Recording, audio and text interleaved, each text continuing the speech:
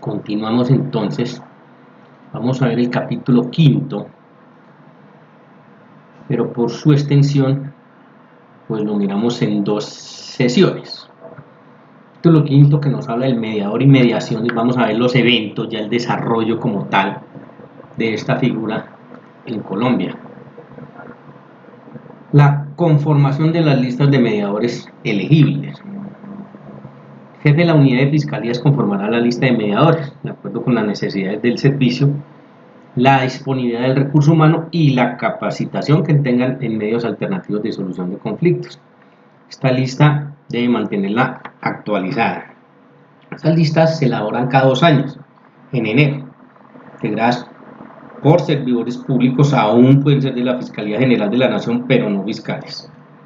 También pueden ser particulares pertenecientes a centros de conciliación, a consultorios jurídicos, practicantes universitarios, facultades de derecho, colegios de abogados, ONGs, entre otros, siempre y cuando tengan la capacitación en medios alternativos de solución de conflictos. La lista de mediadores, según las circunstancias, puede servir a todos los despachos de los funcionarios que actúen en un municipio o en un circuito, dependiendo. Cuando por circunstancias excepcionales en el respectivo despacho falta la lista o falta esa lista, se acudirá a otro del mismo lugar y en su defecto se hará la designación en persona debidamente calificada para el oficio de mediador. La figura de la exclusión de la lista también existe. Fiscal, conocimiento, excluirá de las listas de mediadores y solicitará investigación disciplinaria cuando sea procedente. A quien por sentencia ejecutoria haya sido condenado por la comisión de delitos, salvo que sean culposos y políticos, o sea, delitos dolosos. A quien haya aprobado la mediación contra la cual hubieran prosperado objeciones por dolo, error grave, y la figura del cohecho. A quien haya fallecido o se incapacite física o mentalmente. A quien se ausente definitivamente del respectivo territorio jurisdiccional.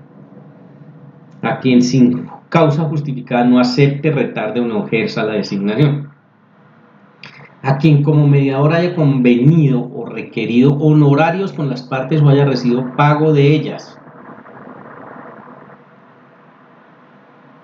A quien injustificadamente no haya cumplido con la designación hecha.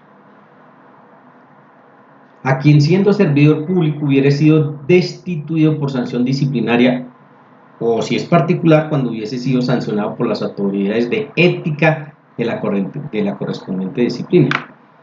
En estos eventos, pues se comunicarán al empleador, a la autoridad pertinente de la entidad o al superior jerárquico la correspondiente decisión y la respectiva exclusión de la lista de mediadores, que está consagrada en el manual de la Fiscalía General de la Nación desde el 2008.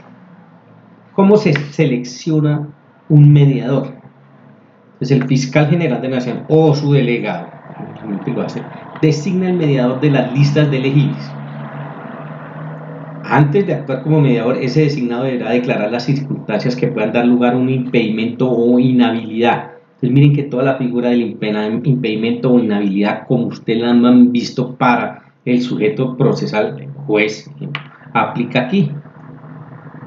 Y una vez ese fiscal de conocimiento reciba dicha información, pues le comunicará a las partes y determinará si retira o no al mediador, dependiendo de lo que allí suceda. Si las partes no aceptan la designación de ese mediador, por razones claro fundadas, el fiscal delegado designará a otro. Y cuando se persisten razones infundadas, se entenderá que no existe ánimo de mediación. Es un acto voluntario, y claro, si insisten en eso, pues simplemente él dirá que no hay ese ánimo. Si las partes llegaren a proponer un mediador distinto de los que están en la lista, así se aceptarán y designarán como tal, claro, cumpliendo con los requisitos. Las objeciones sobre idoneidad e imparcialidad de un mediador las resuelve de plano siempre el fiscal de conocimiento. Si en el término de 5 días, contados a partir de la comunicación de esa designación, ese mediador nombrado no ha manifestado su aceptación, se procede a su reemplazo. Esa designación debe ser rotativa, de manera que la misma persona no pueda ser nombrada por segunda vez sino hasta cuando se haya agotado toda la lista o falte especialista para tal evento, claro, si es específico. De igual forma se procederá si al iniciarse o proseguirse una diligencia falta el mediador designado. Todo nombramiento de mediador se comunicará mediante telegrama, correo certificado, facsímil, correo electrónico o cualquier otro medio idóneo. Muy importante esto, cualquier otro medio idóneo que haya sido consignado en la lista de elegibles. En esa comunicación, entonces, ¿qué se indica? El día y la hora de la diligencia a la cual deban concurrir, de lo cual se deja constancia.